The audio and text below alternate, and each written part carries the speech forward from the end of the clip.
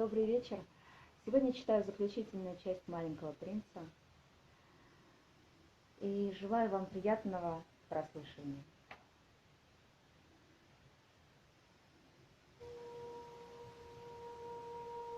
Неподалеку от колодца сохранились развалины древней каменной стены. На другой вечер, покончив с работой, я вернулся туда и еще издали увидел, что маленький принц сидит на краю стены, свесив ноги, и услышал его голос. «Разве ты не помнишь, — говорил он, — это было совсем не здесь?» Наверное, кто-то ему отвечал, потому что он возразил.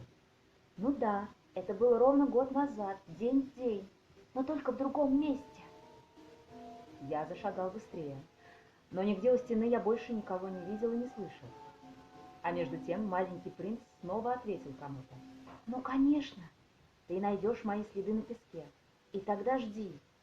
Сегодня ночью я туда приду». До стены оставалось 20 метров, а я все еще ничего не видел.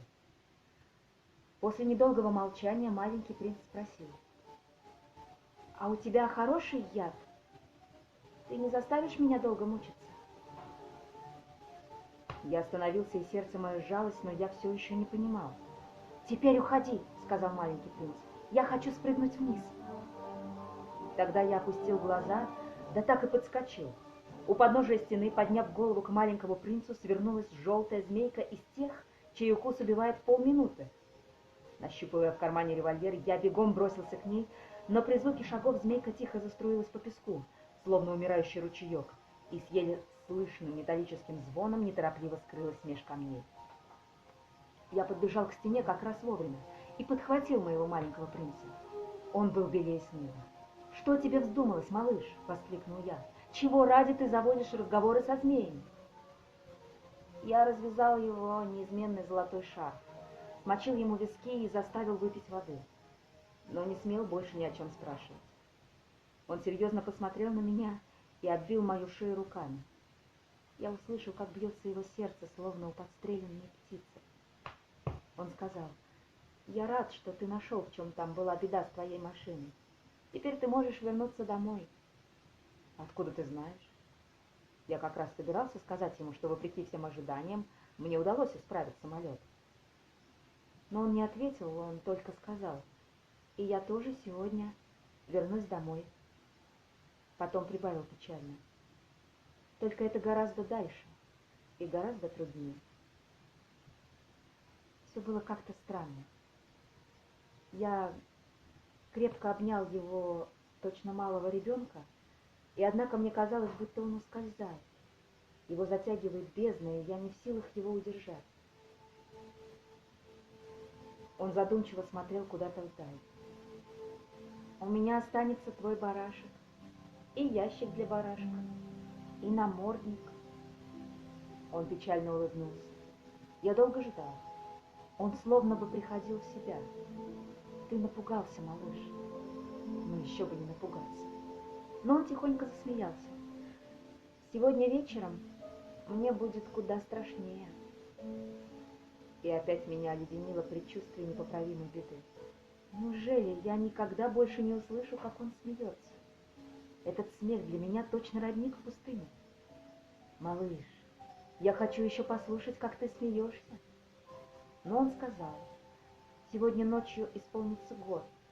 Моя звезда станет как раз над тем местом, где я упал год назад».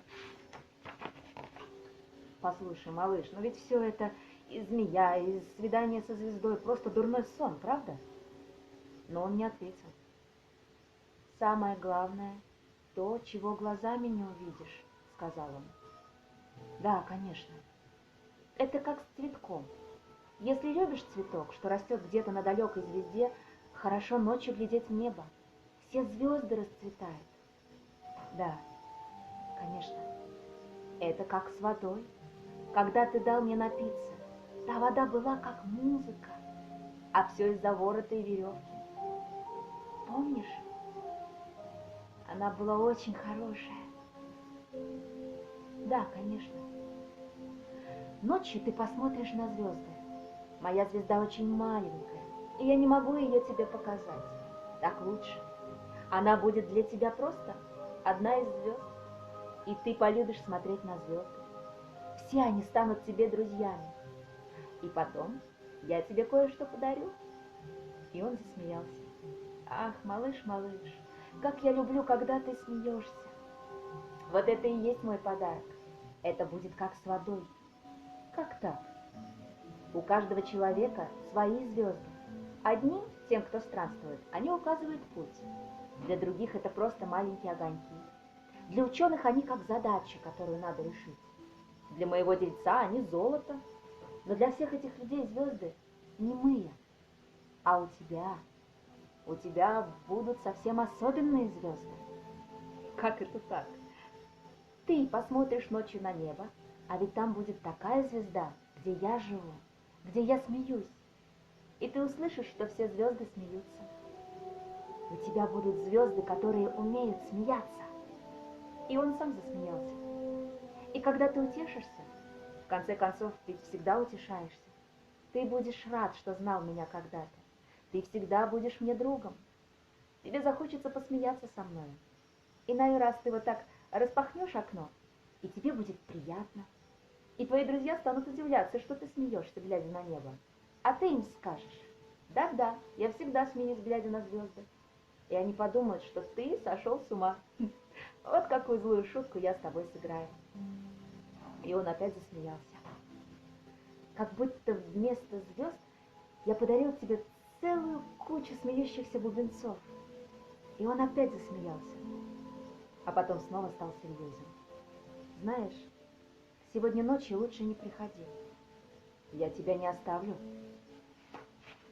Тебе покажется, что мне больно. Покажется даже, что я умираю. Так уж она бывает. Не приходи, не надо». «Я тебя не оставлю». Но он был чем-то озабочен. «Видишь ли, это еще из-за змеи. Вдруг она тебя ужалит. Змеи ведь злые. Кого-нибудь ужалит, для них удовольствие. Я тебя не оставлю». И вдруг он успокоился. Правда, на двоих у нее вряд ли хватит яда. В ту ночь я не заметил, как он ушел. Он ускользнул неслышно. Когда я, наконец, нагнал его, он шел быстрым, решительным шагом. «А, это ты?» — сказал он только, и взял меня за руку. «Ну что ты его тревожила? Напрасно ты идешь со мной. Тебе будет больно на меня смотреть. Тебе покажется, будто я умираю, но это неправда». Я молчал. «Видишь ли, это очень далеко. Мое тело слишком тяжелое, мне его не унести».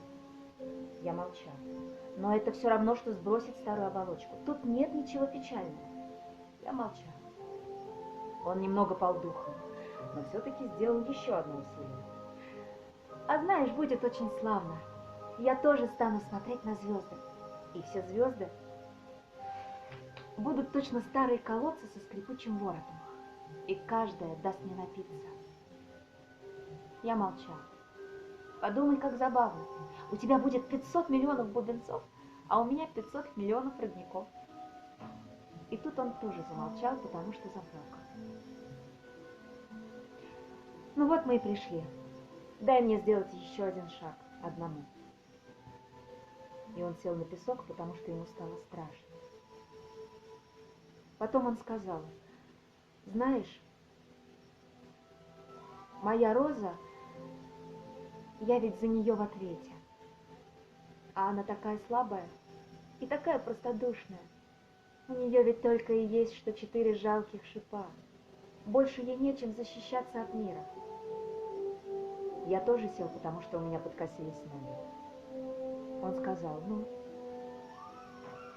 вот и все». Помедлил еще минуту и встал.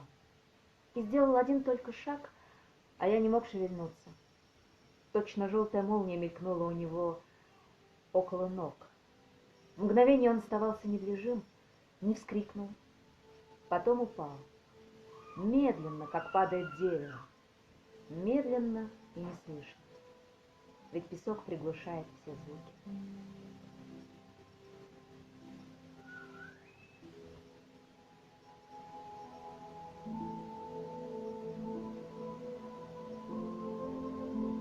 И вот прошло уже 6 лет.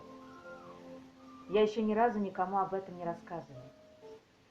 Когда я вернулся, товарищи рады были вновь увидеть меня живым и невредимым. Грустно мне было, но я им говорил, это я просто устал. И все же понемногу я утешился. Ну, то есть не совсем. Но я знаю, он возвратился на свою планетку. Ведь когда рассвело, я не нашел на песке его тело. Не такое уж оно было тяжелое. А по ночам я люблю слушать звезды, словно 500 миллионов бубенцов. Но вот что поразительно. Когда я рисовал намордник для барашка, я забыл про ремешок. Маленький принц не сможет надеть его на барашка. И я спрашиваю себя, что-то делается там, на его планете. Вдруг барашек съел розу? Иногда я говорю себе, нет, конечно, нет. Маленький принц на ночь всегда накрывает розу стеклянным колпаком, и он очень следит за барашком. И тогда, когда я так думаю, я счастлив. И все звезды тихонько смеются. А иногда я говорю себе, но бываешь же порой рассеянным, тогда все может случиться. А вдруг он как-нибудь вечером забыл про стеклянный колпак, или барашек ночью втихомолку выбрался на волю. И тогда бубенцы плачут. Все это очень загадочно и непостижимо. Вам, кто тоже полюбил маленького принца, как и мне, это совсем-совсем не все равно. Весь мир становится для нас иным от того, что где-то в безвестном уголке Вселенной барашек, которого мы никогда не видели, быть может, съел незнакомую нам розу. Взгляните на небо и спросите себя, жива ли та роза или ее уже нет, а вдруг барашек ее съел. И вы увидите, все станет по-другому. И никогда ни один взрослый не поймет, как это важно.